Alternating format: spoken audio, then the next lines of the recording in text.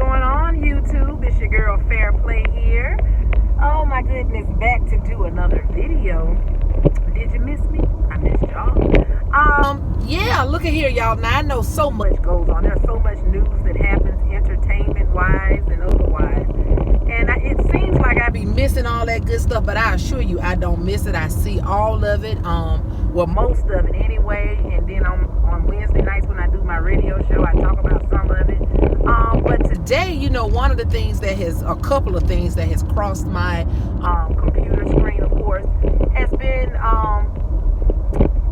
yesterday. Let's just start with yesterday. Leolah Brown, the sister of Bobby Brown. You know, the one that was raising all that hell back when Bobby Christina was in the hospital, and when she passed away, she was the one doing all that talking and accusing Bobby Brown's wife of being a murderer, being involved in some type of mayhem against Bobby Brown. Well, this woman got on social media, on Instagram to be exact, and put out a post saying that Bobby Brown had been hit and ran over by a car, and all his bones was broken. At least the leg bones was broken. He was in the hospital fighting for his life. The person that hit him went at him directly because they were trying to kill him. It was clearly obvious. And then she was pointing the finger at Alicia, Bobby Brown's wife. Yeah, it was crazy. And I saw like several media outlets and news sources reporting this story. And all of them said, according to Bobby Brown's sister, or per Leolah Brown. Leolah. Old land Leolah.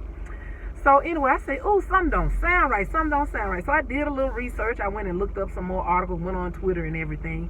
And I saw another article that said, and it was kind of funny. At first I thought they was trying to be funny, but they said right after Leolah had posted and reported that Bobby Brown had been hit by a car and had broken the bones in his legs, that they saw Bobby Brown out shopping in LA, and he was shopping for watermelons. I said, they trying to be funny talking about watermelons. But anyway, I don't think that they were. Well, later on, another news outlet, I think it was complex.com, by the way, they said that Bobby Brown was with his family enjoying a day out in LA. And he was spotted out in LA not long after Leolah reported that he had been hit by a car, honey. So I say, you know what? I noticed Leolah didn't say anything about what city this happened in, and she didn't say he was in the hospital. She didn't say what hospital he was in. She didn't say where it happened, what time of day it happened. Nothing. So something just didn't sound right. So I said, unless I find out what hospital he's in so I can call the hospital, or unless I hear it straight from Bobby Brown himself or somebody really close to him like his wife, I'm not going to believe it. Well, thankfully, Bobby Brown issued a statement yesterday, and he said everything that Leolah said is fake news. None of it is true. Don't believe it. He is fine. He has not been hit by a car, and I do believe Bobby is getting ready to go on tour, and I'm so happy for that. Y'all, let me tell y'all a little secret. Bobby doesn't know me, and I don't know him personally, but Bobby and I are related. He's actually a distant cousin of mine, but that's another story. I'll tell y'all about that later. So anyway, I just had to throw that in there. Anywho, I said all that to say that, it's a shame that folks get on social media and lie for attention and for money. Mental illness is real. It's just ridiculous. If anybody thought she was crazy before now we know she's crazy. She left no room for doubt when she did what she did. So y'all, I thought that was just ridiculous. I'm just so glad that Bobby Brown came along and cleared that up late yesterday afternoon. He is fine, thank God. On another note, your girl Wendy Williams. Wendy Williams has been canceling shows. I know she's canceled at least 4 of the comedy shows that she's supposed to be emceeing and hosting, much to the dismay of the comedians that she had contracted with and booked for the shows. They were looking forward to this. This was probably going to be their big break, and they were hoping to do something big from doing these shows. Well, she's canceled them, and a lot of people are speculating if it's personal reasons, drugs, alcohol. And be honest with you, I don't believe it has anything to do with all of that, because she is still running the streets, partying and hanging out and everything. Everybody knows how she tried to get in 50 Cent's party. And he blocked her at first, but then he felt sorry for her and let her in. But that's another story for another day. But anyway, I think it's really the reason why she's canceling these shows is because she's not selling tickets like she thought she would.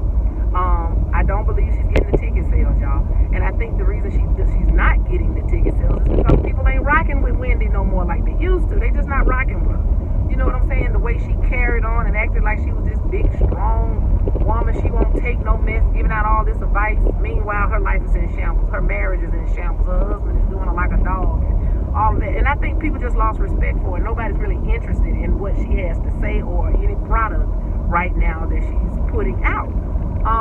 So yeah, I believe that she's canceling shows due to low ticket sales. That's it. That's all. I don't think it's for any other reason. Of course, I could be wrong, and it will all come out in the wash. But yeah, that's what I believe.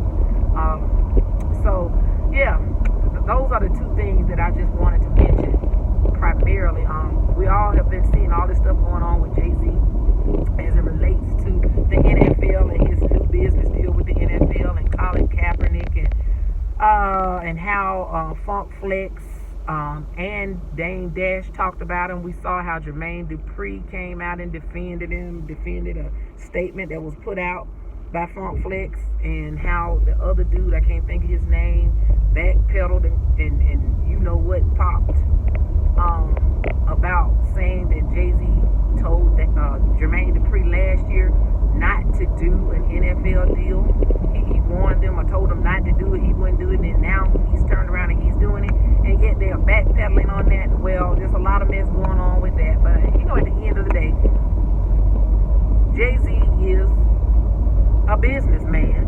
He said he ain't no businessman, he's a businessman, and he let y'all know that it's all about the money for him. And I'm not saying that Jay-Z hadn't done anything to help people of color or those less fortunate than him. I'm not going to say that. He'd be smart if he did it. I mean, he's made $1 billion. He's got to give some money somewhere, right? I'm not saying that, but I can tell you right now, he is not a social justice warrior like people want to make him out to be. The only reason that he was able to even sit at the table with the NFL is because of Colin Kaepernick, and he needs to give credit where credit is due. I don't know if Jay-Z has any plans of doing anything to further this social justice initiative. I know that's what they say, but I felt like if that was really the NFL's intent, they would have at least spoken to Colin Kaepernick since this whole mess started with him in the first place. I personally believe that the NFL is using Jay-Z, you guys. I personally believe that the NFL is using him. And he don't see it yet because he's making money.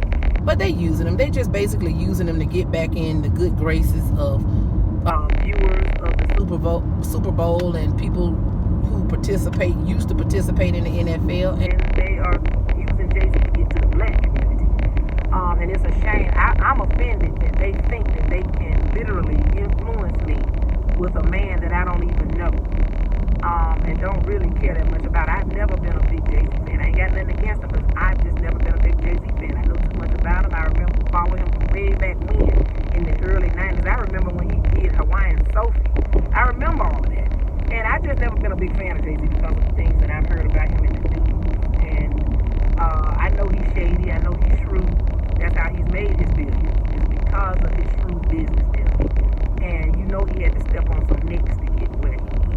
But that's the nature of the business. That's what they do. So anyway, that's all I got to say about that. All I can say is just wait and see and watch and see what he does, because the pressure now that he's getting from the social media and from the general public, perhaps he will utilize his platform now with the NFL to do some great things. But that's left to be said. We'll see.